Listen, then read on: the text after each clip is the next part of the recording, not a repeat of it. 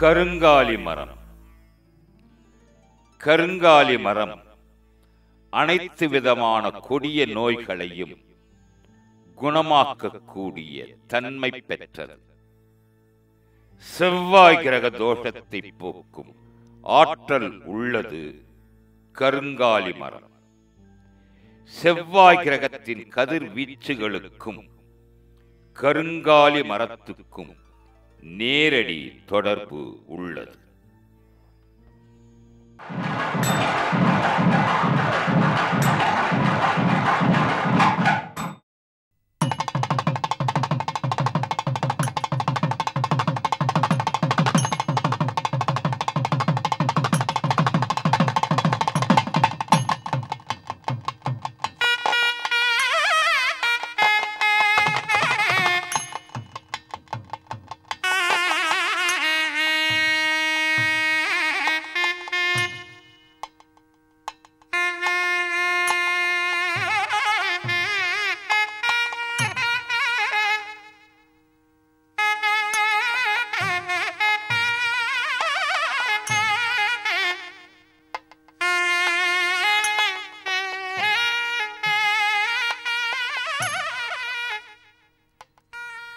பேரையூர் அருள்மிகு பிரகதாம்பாள் சமேத ஸ்ரீ நாகநாதேஸ்வரர் திருக்கோயில். இத்திருக்கோயில் புதுக்கோட்டை மாவட்டத்தில் அமைந்தருளியிருக்கின்றது.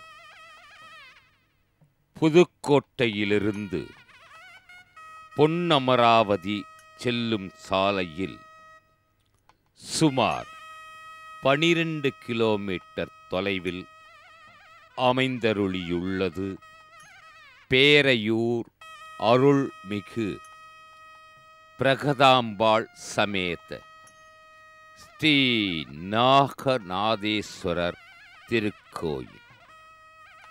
இதன் ஸ்தல விருட்சம் பின்ன மரம். இதன் தனிச்சிறப்புகள் ராகு பகவான், கேது பகவான் பரிகார திருத்தலம்.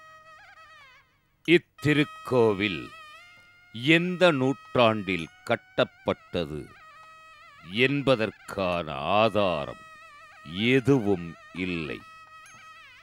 ஆனால் ஒவ்வொரு மன்னர்கள் ஆட்சி காலத்திலும் சீரமைக்கப்பட்டு கும்பாபிஷேகம் செய்விக்கப்பட்டது என்பதற்கான கல்வெட்டுகள் உள்ளன. பல்லவர், சோழர், பாண்டியர், கிருஷ்ணதேவராயர், சரபோஜி மன்னர்கள், புதுக்கோட்டை மகாராஜாக்கள் ஆகிய அனைவரும் இத்திருக்கோவிலை புனரமைத்து ஒவ்வொரு நூற்றாண்டிலும் கும்பாபிஷேகம் செய்துள்ளனர் என்பதாக அறிய முடிகிறது. 12ஆம் நூற்றாண்டில் ஸ்வேதகேது என்ற பாண்டிய மன்னன் சுவாமி சன்னதியை சீரமைத்துள்ளார். 15-16ஆம் நூற்றாண்டில் கிருஷ்ணதேவராயர் ஆட்சி காலத்தில் அம்பாள் சன்னதி சீரமைக்கப்பட்டுள்ளது. இத்திருத்தல திருக்கோயிலில் சுவாமியாக எழுந்தருளியிருப்பவர் அருள்மிகு நாகநாதர். ஸ்வயம்பு உருவமாய் திருக்காட்சி தருகின்றார்.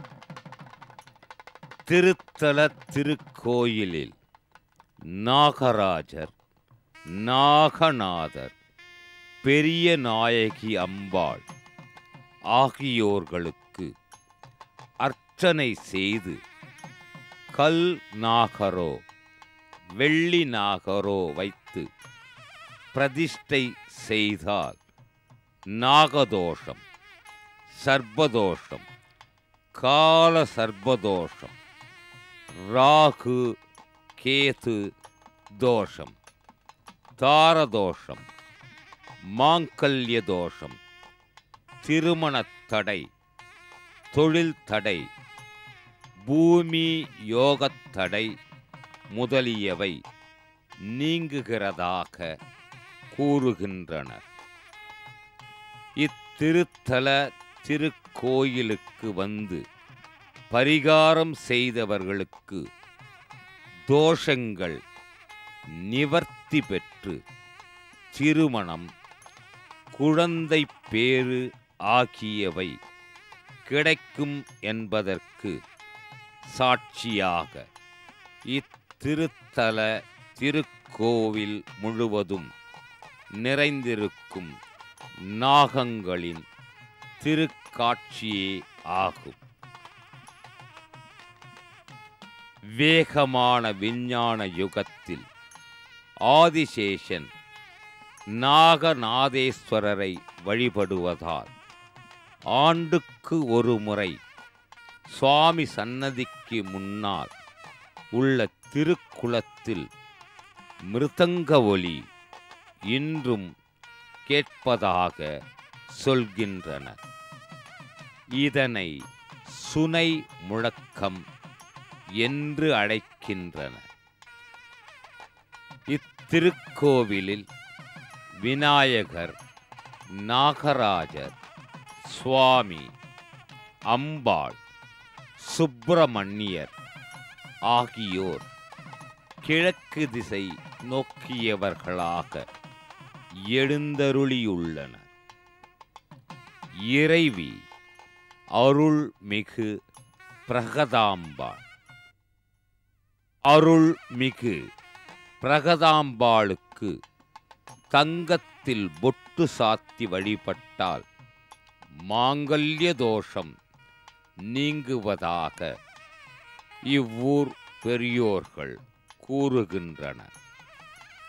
ராகு கால நேரத்தில் நாகதோஷம் பரிகாரம் செய்தால் உடனடியாக பலன் கிடைக்கிறது என பக்தர்களால் நம்பப்படுவதால் வெள்ளிக்கிழமை, ஞாயிற்றுக்கிழமை, செவ்வாய்க்கிழமை மற்றும் சில நாட்களில் பக்தர்களின் கூட்டம் இத்திருக்கோயிலில் அலை மோதுகிறது.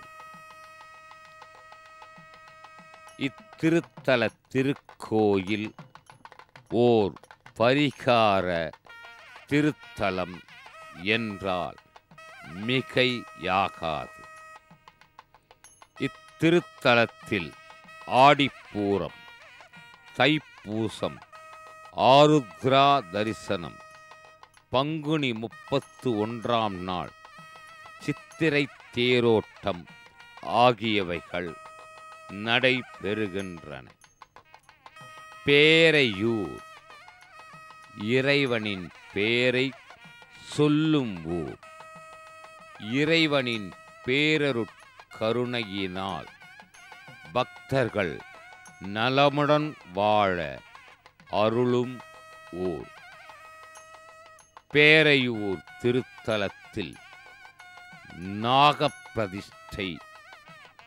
அற்புதமான நாகத்திற்கு சிவலிங்கம் அமைத்து அனுதினமும் அபிஷேகமும் ஆராதனைகளும் அமைந்தருளுகின்றன.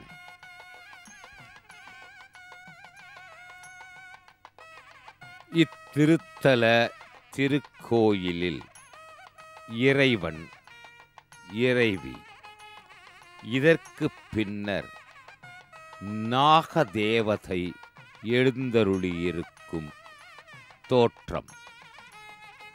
5 தலை கொண்ட நாகம் எழுந்தருளியிருக்க நாகத்தின் மத்தியில் சிவலிங்க ரூபம்.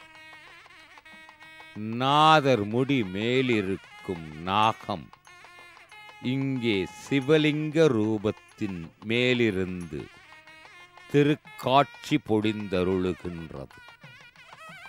தோஷங்கள் நீங்குவதற்காக நாகத்திற்கு நலம் தரும் வகையில் நாளும் ஆராதனைகள் அமைந்தருளுகின்றன. இத்திருக்கோயில் மிகவும் பழமையான திருக்கோயில். அதிலும் பரிகாரத் திருக்கோயில். பக்தர்களின் வேண்டுதலை நிறைவேற்றித் தரும் திருக்கோயில் என்று ஊர் மக்கள் கூறுகின்றனர்.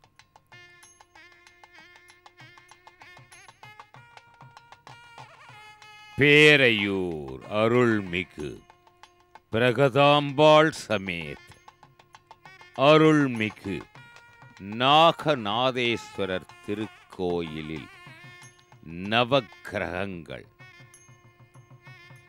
இத்திருக்கோயிலின் சிறப்புகள் இந்த நவக்கிரகங்களில் அமைந்தருளியுள்ளன. நவக்கிரகங்கள் அனைத்தும் சூரியனான கதிரவனை நோக்கி அமைந்துள்ளது சிறப்புக்குரியதாகும். ஏனைய 8 கிரகங்களும் கதிரவனை நோக்கி பார்ப்பதனால் பக்தர்கள் தங்கள் ஜாதகத்தில் நவக்கிரகங்களால் ஏற்படக்கூடிய தோஷங்கள் நீங்கப் பெறுவதாக நம்பப்படுகின்றது. பக்தர்கள் நவக்கிரகங்களுக்கு அர்ச்சனைகள் செய்வதன் மூலம் தீமைகள் நீங்கி நன்மைகள் கிடைப்பதாக பேசப்படுகின்றது. பல திருக்கோயில்களில் சூரிய பகவான் கிழக்கு நோக்கி தரிசனம் தருவார். இத்திருத்தல திருக்கோயிலில் சூரிய பகவான் மேற்கு நோக்கி தரிசனம் தருவது சிறப்பாகும். இதன் காரணம் கிழக்கு திசையில்தான் கதிரவன் உதிக்கின்றான். ஆகையினால் பகவானும் கிழக்கு திசையாக எழுந்தருளி மேற்கு திசையை நோக்கி தமது பார்வையை பதிக்கின்றார். கிரகங்களின் அமைப்பும் அதற்கேற்றவாறு அமைந்தருளி இருக்கின்றன. எத்துணை தோஷங்கள் ஆனாலும் இந்த நவக்கிரகங்களை வழிபடுவதால் நலம் பெறுகின்றனர் பக்தர்கள். கிரகங்களின் தோஷங்களிலிருந்து விலக இந்த நவக்கிரகங்களை பக்தர்கள் ஒவ்வொரு நாளும் வந்து தரிசனம் செய்த வண்ணம் உள்ளனர். இத்திருக்கோவில் திறந்திருக்கும் நேரம் காலை 6 மணி முதல் பகல் 12 மணி வரை, மாலை 4 மணி முதல் இரவு 7:30 மணி வரை. இத்திருக்கோவிலுக்கான பூஜை விவரம்: 6 கால பூஜை. தருமமிகு தமிழகத்தில் புதுக்கோட்டைக்கு அருகே சுமார் 12 கிலோமீட்டர் அருகாமையில் அமைந்தருளியிருக்கிறது பேரையூர் அருள்மிகு பிரகதாம்பாள் சமேத அருள்மிகு நாகநாதேஸ்வரர் திருக்கோயில். பக்தர்கள் தங்கள் தோஷங்களை நீக்கி வாழ்வில் பலன் பெறுவதற்கான பரிகார திருத்தலங்களில் பேரையூர் திருத்தலமும் ஒன்றாகும். இத்திருத்தல திருக்கோயிலை தரிசனம் செய்வது பக்தர்கள் வாழ்வில் நன்றாக நலமாக நல்வழியாக அமையும்.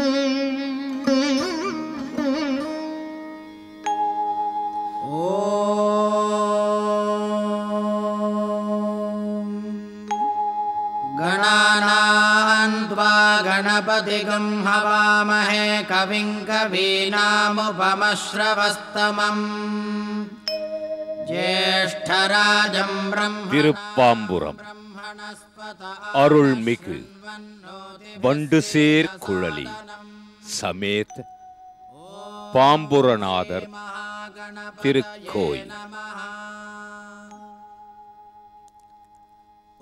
இராகு கேதுவின் ஏக சரீர சிறப்பு சன்னதி அமைந்தருளிய திருக்கோயில்.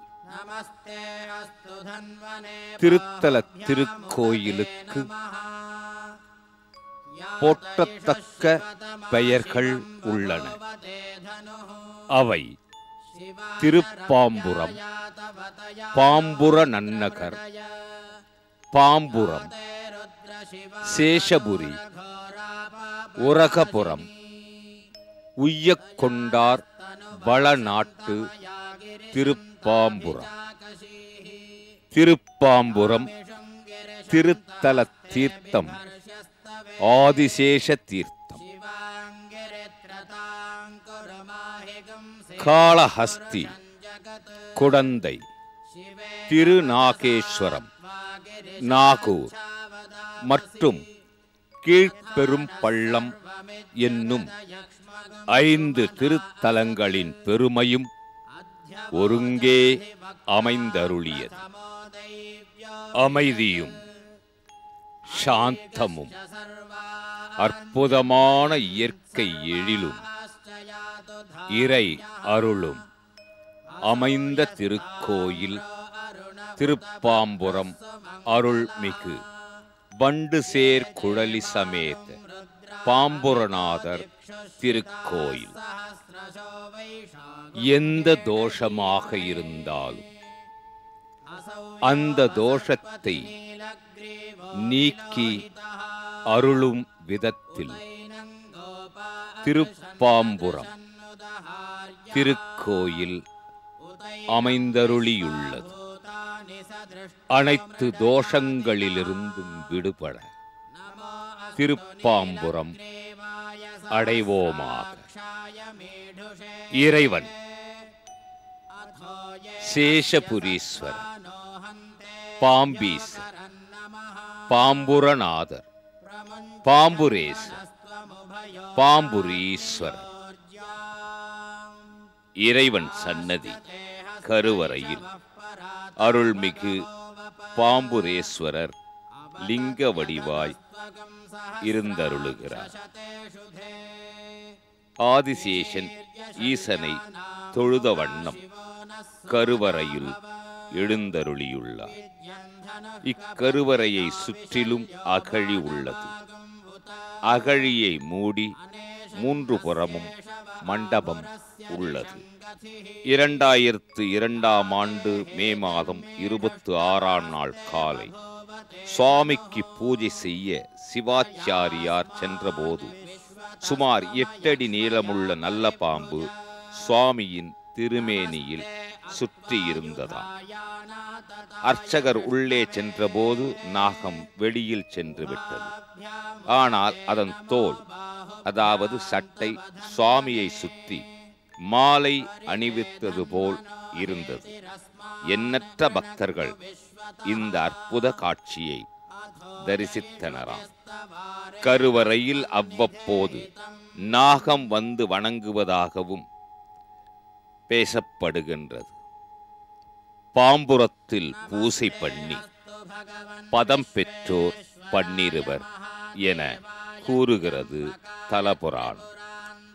ஆதிசேஷன், பிரம்மன், பார்வதி, அகத்தியன், அக்னி, கங்கை, சந்திரன், சூரியன், தக்ஷன், சுனிதன் எனும் வடநாட்டு மன்னன் மற்றும் கோச்செங்கச்சோழன் ஆகிய 12 இத்தலத்து இறைவனை வணங்கியதாக பேறு பெற்றதாக தெரிவிக்கின்றது புராணம். ஏக சரீரமாகி ஈசனை நெஞ்சில் இருத்தி ராகுவும் கேதுவும் அருள் பெற்றார்கள் என்கின்றது புராண வரலாறு. இத்திருத்தலத்தில் உள்ள ஈசனையும் அம்மையையும் ராகு கேதுவையும் வணங்குவோர்க்கு பாபங்கள் நீங்குகின்றன. திருத்தல விநாயகர் அருள்மிகு நாக விநாயகர், அருள்மிகு பாலதண்டாயுதபாணி முருகன் ஆகியோரின் தரிசனம் அற்புதமானது. நினைத்த காரியம் கைகூடும் திருத்தலமாக திருப்பாம்புரம் அருள்மிகு வண்டுசேர் குழலி சமேத பாம்புரநாதர் திருக்கோயில் திருவருள் பொழிந்தருளுகின்றது. இறைவியின் திருநாமம் பிரமராம்பிகை. வண்டார் குழலி, வண்டுசேர் குழலி, வண்டார் பூங்குழலி, வண்டார் பூங்குழல்வல்லி, மாமலையாட்டி. அருள்மிகு அம்மை வண்டுசேர் குழலியின் தரிசனம். அருள்மிகு அம்மை வண்டுசேர் குழலி ஒரு கரத்தில் தாமரை, ஒரு கரத்தில் உருத்ராட்ச மாலையும் கொண்டு வரதஹஸ்தம் அபயஹஸ்தம் அருள்பாலித்தருள அருட்தோற்றமளிக்கின்றார். 2002 ஆண்டு மார்ச் மாதம் 21ஆம் நாள் காலை அம்பாள் சன்னதிக்கு சிவாச்சாரியார் பூசை செய்ய சென்றபோது 7.5 அடி நீளமுள்ள பாம்பு தனது சட்டையை அம்பாள் மீது திருமாலையாக அணிவித்திருந்ததை கண்டார். அந்த சட்டையை நினைவு சின்னமாக சுவாமி சன்னதியில் வைத்துள்ளனர்.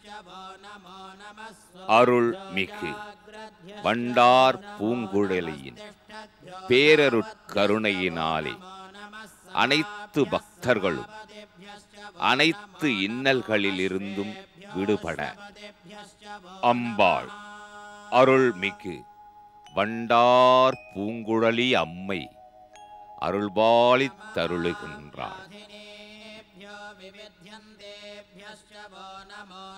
திருப்பாம்புரம் பதிகம். சீரணி திகழ் திருமார்பில் வெண்ணூலர் திரிபுரம் எரி செய்த செல்வம் வாரணி வனமுலை மங்கை ஓர் பங்க மான்மரி ஏந்திய மைந்த கார் அணிமணி திகழ் மிடரு உடை அண்ணல் கண்ணுதல் விண்ணவர் ஏத்தும் பாரணி திகழ்தரு நான்மறையாளர் பாம்புர நன்னகராரி நெடியானும் மலரவனும் நேடி ஆங்கே நேர் உருவம் காணாமே சென்று நின்ற படிகானை பாம்புரமே காதலானே பாம்பு அறையோடு ஆர்த்த படிரன் தன்னை செடிநாரும் வெண்தலையில் பிச்சைக்கென்று சென்றானே நின்றியூர் மேயான் தன்னை கடினாறு பூஞ்சோலை அந்தா நாகை காரணோத்து எஞ்சான்றும் காணலாமே தழலும் மேனிய தையல் ஓர்பாகம் அமர்ந்தன தொழலும் தொல்வினை தீர்க்கின்ற சோதி சோற்றுத்துறை கடலும் கோவை உடையவன் காதலிக்கும் இடம் பழனம் பாம்பணி பாம்புரம் தஞ்சை தஞ்சாக்கை. திருத்தல தலவிருட்சம் வன்னிமரம். தலவிருட்சமான வன்னிமரத்தின் வயது 250 ஆண்டுகளுக்கும் அதிகம் என்று கணக்கிடப்பட்டுள்ளது. வன்னி மரத்தினுள் இருக்கின்ற பொந்துகளில் இன்றும் நல்ல பாம்பு வந்திருந்து தனது சட்டையை உரித்து தந்து செல்வது வழக்கமாக இருக்கின்றது. இத்திருத்தலத்தை பொறுத்தவரை பாம்பு எவரையும் தீண்டுவதில்லை என்பது ஆச்சரியமான செய்தி. தல விநாயகர் ராஜராஜ பிள்ளையார் தெற்கு பிரகாரத்தில் திருமலை ஈஸ்வரன் எழுந்தருளியிருக்கும் மாடக்கோயில் காட்சி அளிக்கிறது. சுவாமி அருள்மிகு மலைநாதர். இத்திருக்கோயிலின் கன்னி மூலையிலிருந்து பார்த்தால் சில கால முன்பு வரை திருவீழிமிழலை எம்பெருமானின் மூலஸ்தான விமான கோபுரத்தை தரிசிக்கும் பேறு கிடைத்து வந்தது. தற்போது இடையே வளர்ந்துள்ள மரங்கள் விமான தரிசனத்தை மறைத்து விடுகின்றன. அருள்மிகு வள்ளி தெய்வானை உடனுரை முருகப்பெருமான் தலவிருட்சமான வன்னி மரத்தடியில் அருள்மிகு ஆதி பாம்புரேசர் தனிச்சன்னதி கொண்டு எழுந்தருளியுள்ளார். திருத்தல கிழக்கு பிரகாரத்தில் அமைந்தருளியுள்ள தனி மண்டபத்தில் பைரவர், சூரியன், திருமால், பிரம்மன், பஞ்சலிங்கங்கள், ஆதிசேஷன், ராகு, கேது, சனீஸ்வர பகவான், திருஞான சம்பந்தர், அப்பர் சுவாமிகள், சுந்தரர், மாணிக்க வாசகர் ஆகியோரை தரிசித்து ஆனந்த பக்தியை அடையலாம். இத்திருத்தல தெய்வ திருமேனிகளும் அற்புதமாக நிர்மாணிக்கப்பட்டுள்ளது. சன்னதிகள் சிறப்பாக அமைந்தருளியுள்ளன. திருப்பாம்புரம் தல புராணத்தை பொறுத்தவரை பல்வேறு வகையான கதைகள் விளங்கி வருகின்றன. 18ஆம் நூற்றாண்டில் எழுதப்பட்ட இத்திருவாலய தலபுராணத்தில் உள் செய்திகளை தவிர வேறு பல நூல்களிலும் இத்திருத்தலம் பற்றிய பல்வேறு குறிப்புகளும் கதைகளும் உள்ளன. எது எவ்வாறாயினும் திருப்பாம்புரம் அருள்மிகு வண்டு சேர் குழலி சமேத பாம்புரநாதர் திருக்கோயில் பக்தர்களுக்கு திருவருளை பொழிந்தருளுகின்றது என்பது திண்ணம். திருப்பாம்புரம் கல்வெட்டுகளில் திருப்பணி செய்திகள் சரித்திர சான்றுகளுடன் குறிப்பாக அமைந்தருளியிருக்கின்றன. அருள்மிகு விஷ்ணு துர்க்கையை வணங்கி அருள் பெற்றுய்வோம்.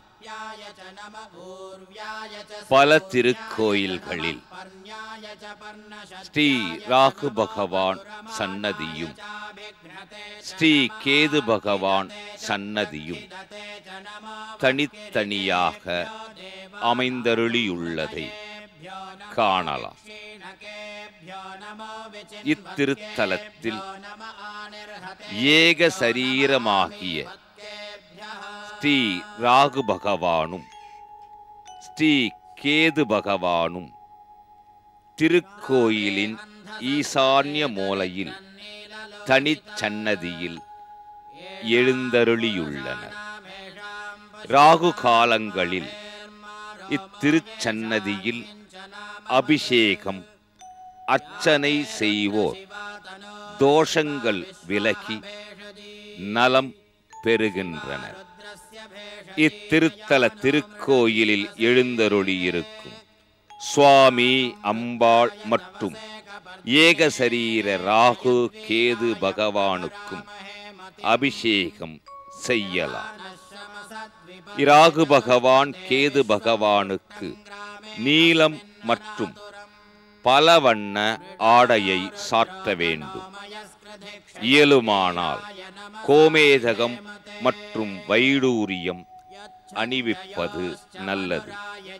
சங்கு புஷ்பம், மல்லிகை, நீலமந்தாரை, இலுப்பைப்பூ, செவ்வரளி, நாகலிங்கப்பூ ஆகியவை இராகு பகவானுக்கும் கேது பகவானுக்கும் பிரியமானவை. அர்ச்சனை முடிந்த பின்னர் உளுத்தம் பருப்பு பொடி மற்றும் கொள்ளுப்பொடி அன்னம் நிவேதனம் செய்து தானம் செய்ய வேண்டும். இதனால் திருமணம் கைகூடாதவர்கள், வாழ்வில் இன்னல் பெற்றவர்கள், ராகு பகவான் கேது பகவான் தோஷம் உடையவர்கள் ஆகியோர்கள் இத்திருத்தல திருக்கோயிலுக்கு வந்து ஓர் இரவு தங்கி மறுநாள் அனைத்து சுப காரியங்களையும் செய்து பல நல்ல பலன்களை பெற்று வாழ்வில் உயர்ந்த நிலைக்கு வந்திருக்கின்றனர் என்பது பெரியோர்களின் கூற்றாகும். இத்திருத்தலத்தில் ஒரு நாள் இரவு வந்து தங்குவதற்குரிய வசதிகள் அனைத்தும் உள்ளன. பக்தர்கள் அனைவரும் ஒருங்கே திரண்டு வந்து ஓர் இரவு இத்திருத்தலத்தில் தங்கி சுவாமி, அம்பாள், ராகு கேது பகவானை தரிசித்து பேறு பெற்றுகின்றனர். ஜாதகத்தில் கால சர்பதோஷம் இருந்தால் 18 வருட ராகு தசா, 7 வருட கேது தசா நடந்தால், லக்னத்திற்கு 2இல் ராகுவோ கேதுவோ, லக்னத்திற்கு 8இல் கேதுவோ ராகுவோ, ராகு புத்தி கேது புத்தி நடந்தால், களத்திர தோஷம் புத்திர தோஷம் இருந்தால், திருமணம் தடைப்பட்டால், கனவில் பாம்பு வந்தால், தெரிந்தோ தெரியாமலோ பாம்பை அடித்திருந்தால், கடன் தொல்லைகள் இருந்தால் இத்திருத்தலத்தில் வந்து பரிகாரம் செய்தால் பலன் பெறலாம். திருப்பாம்புரம் சூழ உள்ள தலங்கள்: காரைக்கால், திருநள்ளார், கோவில் கந்தன்குடி, பூந்தோட்டம், திருவாரூர், கூத்தனூர், திருவீழிமலை, சிறுகுடி, திருமீயச்சூர், பேரளம், கும்பகோணம், திருநாகேஸ்வரம், கற்கத்தி, திருமெய்ஞானம், போழகுடி, கொல்லுமாங்குடி, சிறு புலியூர், மயிலாடுதுறை. திருத்தல அமைவிடம்: குடந்தையிலிருந்து காரைக்கால் சாலையில் கொல்லுமாங்குடிக்கு மேற்கே கற்கத்தி எனும் ஊரிலிருந்து தெற்கே 3 கிலோமீட்டர் தொலைவில் அமைந்த கிராமம் திருப்பாம்புரம்.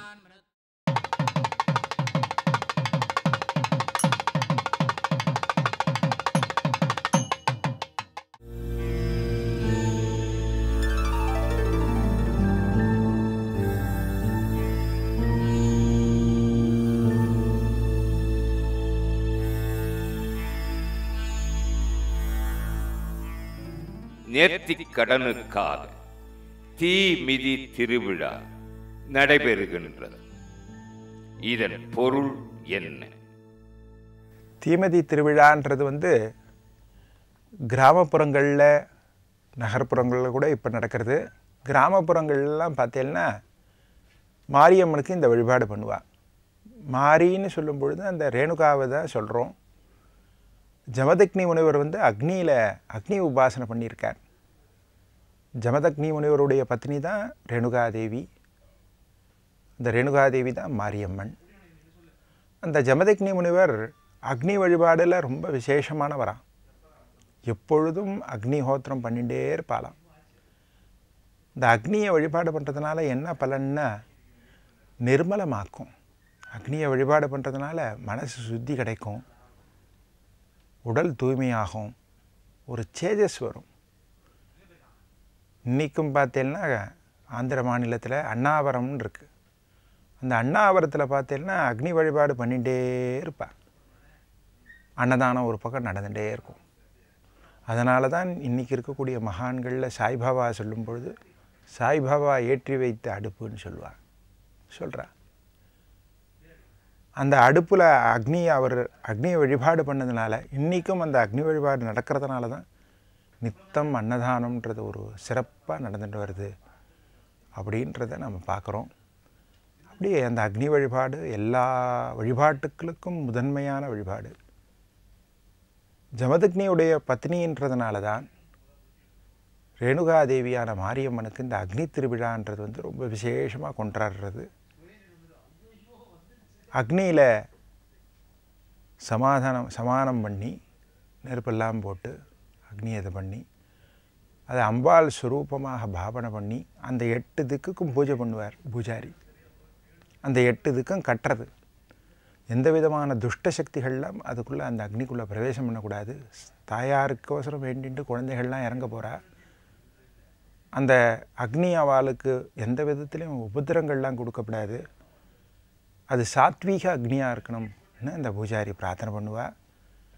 அதோடு மட்டும் இல்லை, சில கிராமப்புறங்கள்லாம் எடுத்துனா 8 திக்கை கட்டுறதுன்னு சொல்லுவாள். 8 திக்குலேயும் போய் வழிபாடு பண்ணி இந்த அக்னி உற்சவம் ஆரம்பிக்கிறது சில நாட்கள் முன்னாடி அந்த ஊருக்குள்ளே 8 திக்குகளையும் போய் வழிபாடு பண்ணி 8 திக்குலேயும் இருக்கக்கூடிய தெய்வங்களை ஆராதனை பண்ணி இந்த அக்னி உற்சவம் நடக்கிறது. இந்த அக்னி உற்சவத்தில் நல்லபடியாக நடந்து நல்லபடியாக மழை பெஞ்சு இந்த ஊர் சுபீட்சமாக இருக்கணும்னு பிரார்த்தனை பண்ணிட்டு இந்த அக்னி உற்சவத்தை ஆரம்பிப்பா. இந்த காப்பு கட்டுதல் சொன்னோம். கையில் காப்பு கட்டிண்டு இந்த அக்னி உற்சவத்தை நல்லபடியாக சமர்ப்பணம் பண்ணணும்னு சொல்லக்கூடிய குழந்தைகள்லாம் அக்னியில் இறங்குறதுக்கு முன்னாடி இந்த 8 ஊருக்கும் போய் தரிசனம் பண்ணிட்டு வருவாள். வழிபாடு பண்ணிவிட்டு இந்த அக்னி பிரவேசம் பண்ணுறா. அக்னியில் நடந்து இறைவிக்கு நேர்த்தி கடன் செலுத்துகிறா. இந்த வழிபாடு மாரியம்மனுக்கு மட்டும் இல்லை, திரௌபதி அம்மனுக்கும் உண்டு. ஏன்னா அவள் அக்னியிலேருந்து உண்டானவ தான் திரௌபதி. எந்த விதமான இதுவும் இல்லாமல் தானாக அக்னியிலேருந்து உண்டானவ திரௌபதி பாஞ்சாலி. அதனால் அவளுக்கு ஒரு பிரார்த்தனையை செலுத்தணும், நேர்த்தி கடன் செலுத்தணும்னு சொல்லும் பொழுது சில ஊர்களில் திரௌபதி அம்மனுக்கும் இந்த அக்னி பிரவேச உற்சவம் அக்னி விழான்றதை ரொம்ப விசேஷமாக கொண்டாடுறா. அதனால் இந்த அக்னி வழிபாடுன்றது உயர்ந்த வழிபாடு. ஒவ்வொரு கலாச்சாரம், ஒவ்வொரு வர்ணத்தாருக்கும் ஒவ்வொரு கலாச்சாரம், ஒவ்வொரு வழிபாடுன்னு வைக்கும் பொழுது இந்த அக்னி வழிபாடுன்றது இடைப்பட்ட காலத்தில் ரொம்ப பிரசித்தியை பெற்று வர்ணத்தில் 4வது வர்ணத்திற்கும் 3வது வர்ணத்துக்கும் விசேஷமாக சொல்லியிருக்கா. ஆன்மீகத்தில் சந்தேகங்கள் வினாக்களால், அதற்கேற்ற தீர்வுகள் விடைகளால்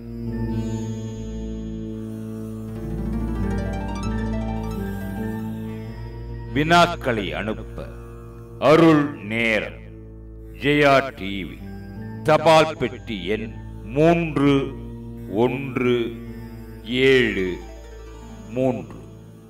சென்னை 6,32,000.